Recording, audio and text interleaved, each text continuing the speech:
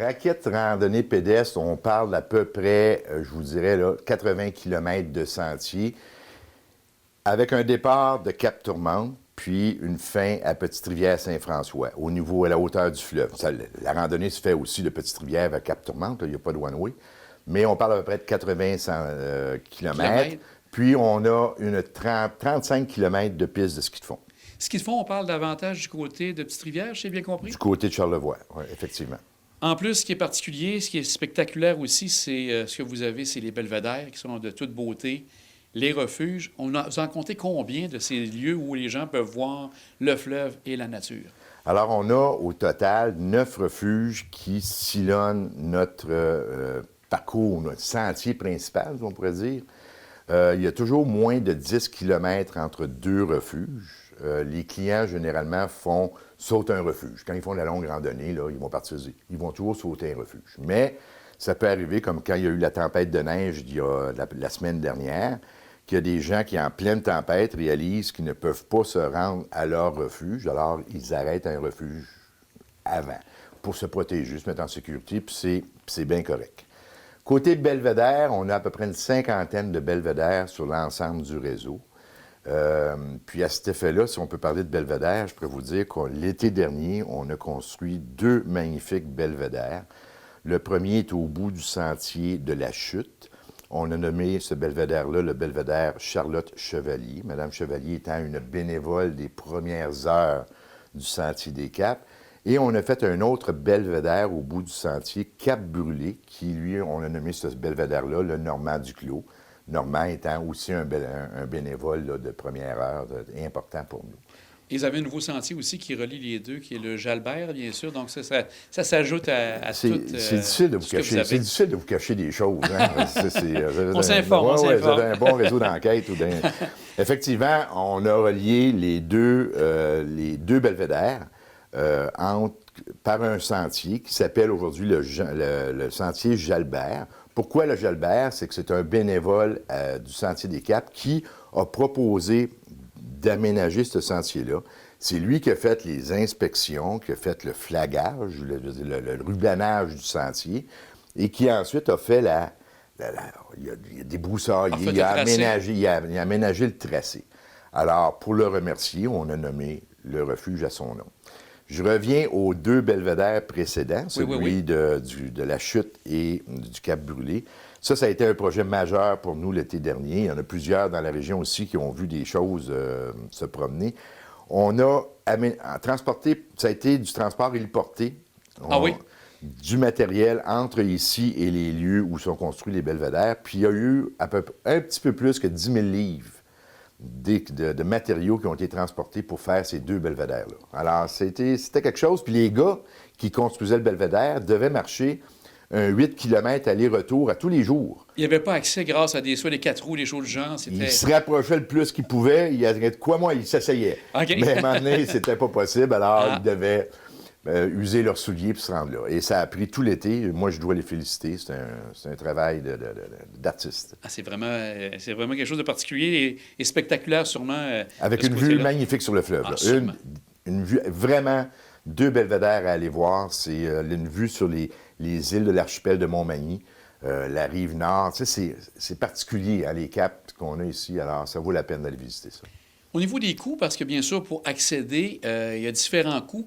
Je pense que vous nous conseillez d'aller voir sur votre site pour avoir la liste des différents coûts, parce qu'il n'y a rien de gratuit. Il faut vraiment que les gens qui ont accès ont certains frais à payer pour venir au sentier. Oui, on a des frais qu'on considère raisonnables. Ce n'est pas des frais excessifs. Effectivement, là, il y a des frais, ça s'articule de bien des manières, là, pour les familles, pour les jeunes, pour les 14 ans et moins. Comme par exemple, ici au Sentier des Caps, tous les jeunes de 14 ans et moins, c'est gratuit. Autant la raquette que le ski de fond. Puis s'ils le désirent, on leur offre aussi gratuitement les raquettes et les équipements de ski de fond. D'accord. Alors, c'est un programme qu'on a développé il y a quelques années avec le défi Pierre Lavoie. Ça s'appelle la Petite XP. Puis le but, c'est d'encourager la relève, d'encourager les jeunes à pratiquer une activité. Puis qu'un jour, on espère qu'ils vont continuer. Alors, c'est bien agréable. Il y a aussi quelque chose qui est intéressant, c'est le camping qui touche pas simplement que durant l'été, mais on parle de camping d'hiver aussi. Ouais. Donc, c'est à l'année, les gens peuvent camper. On a combien d'emplacements que les gens peuvent Bien, avoir? l'été, c'est encore à peu près le même nombre de plateformes de camping qu'on a de Belvédère. C'est une cinquantaine de plateformes de camping qui sont réparties sur l'ensemble du réseau. L'hiver, c'est complètement différent.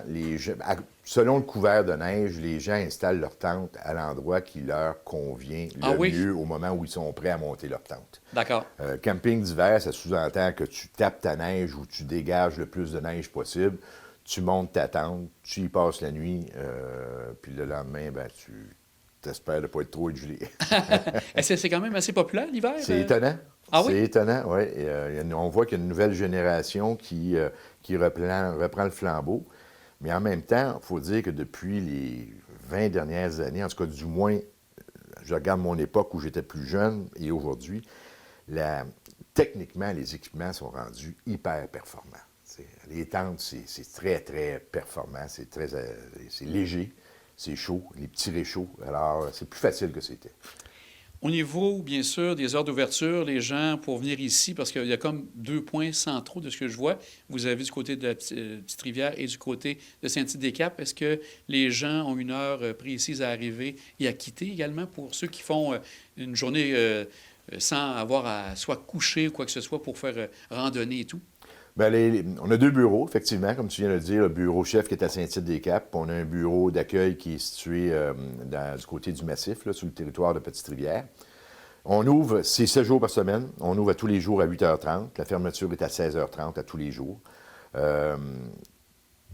Souvent, entre vous et moi, par boîte à bois, à 8h, là, les employés sont là, sont prêts à recevoir le monde. Ouais. D'accord. Vous devez avoir sûrement aussi une période entre 2 saisons, parce qu'avec la neige, fonte des neiges et tout ça, donc fin hiver, début printemps, et possiblement, quand l'hiver arrive, c'est des temps où là, vous vous êtes fermé, possiblement parce que c'est un peu difficile au niveau, entre autres, de pratiquer, de circuler dans les sentiers. Mais c'est bon de le souligner parce que oui, effectivement, à tous les ans, ça c'est systématique, je dirais de la mi-avril jusqu'à la fin mai, début juin, tout dépendant du couvert de neige puis de la vitesse à laquelle les neiges fondent. On ferme parce que c'est une question de logistique. Là, on n'est plus capable d'accéder au territoire intelligemment. Ça veut dire que si on laisserait des randonneurs en longue randonnée accéder au territoire, qu'ils étaient en difficulté, bien là, on ne peut plus vraiment s'y rendre en motoneige et on ne peut plus vraiment s'y rendre en VTT.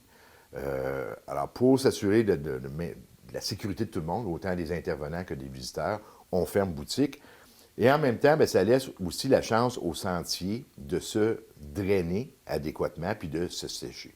Alors, mi-avril, règle du pouce, là, on ferme boutique, puis on rouvre fin mai, début juin, tout dépendant. Et à l'automne, sensiblement la même période. L'automne, on a déjà fermé dans le passé parce qu'il n'y avait pas de neige disons, en décembre, pas de neige en janvier. On a tous vu des Noëls blancs, des Noëls sans neige. Hein, oui, tout à fait. Puis là, bon, il n'y a pas vraiment de monde qui sont motivés à venir. Alors, on fermait des fois quelques jours ou jamais quelques semaines, là, une semaine ou deux. Mais plus maintenant. Là, vous n'avez plus les mêmes problématiques, comme vous dites, de fonte de neige, quoi que ce soit.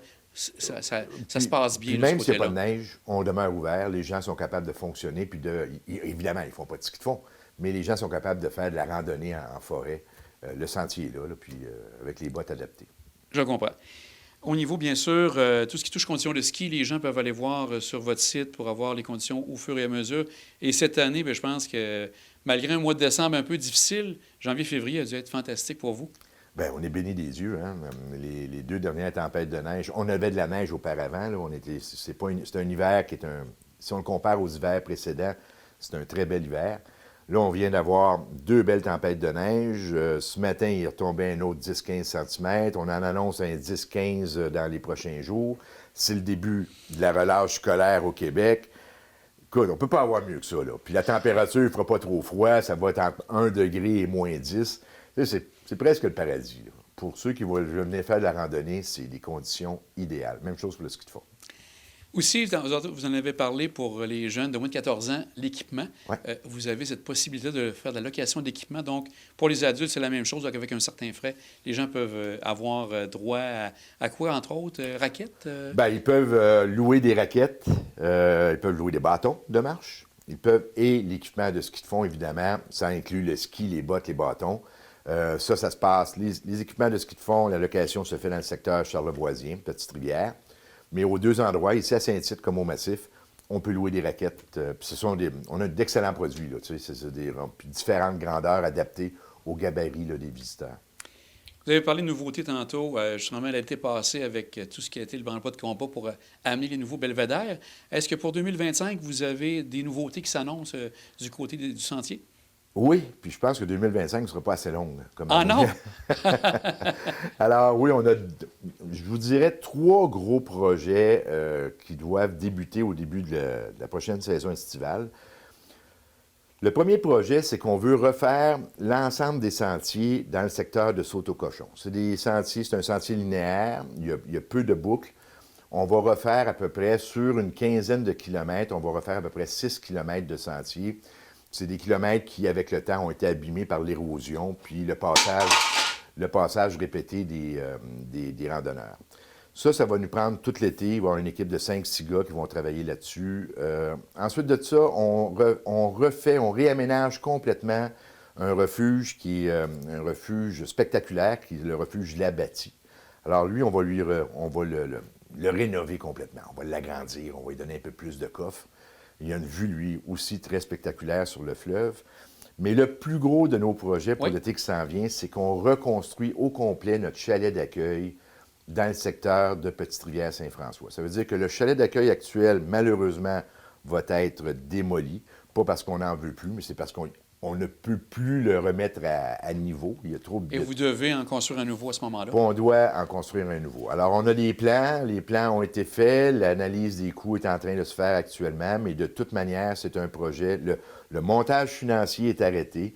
C'est un projet qui va débuter dès qu'on peut, mai-juin 2025, pour une livraison là, au plus tard à l'automne 2025. Donc, très rapide. Donc, ça va être quelque chose, ça va être un gros chantier à surveiller au courant de l'été. Les gens vont pouvoir voir l'avancée des chantiers sûrement en allant dans le secteur de Petite-Rivière. On pourra certainement prendre des photos de l'évolution du produit puis de mettre ça sur notre page Facebook ou nos réseaux sociaux.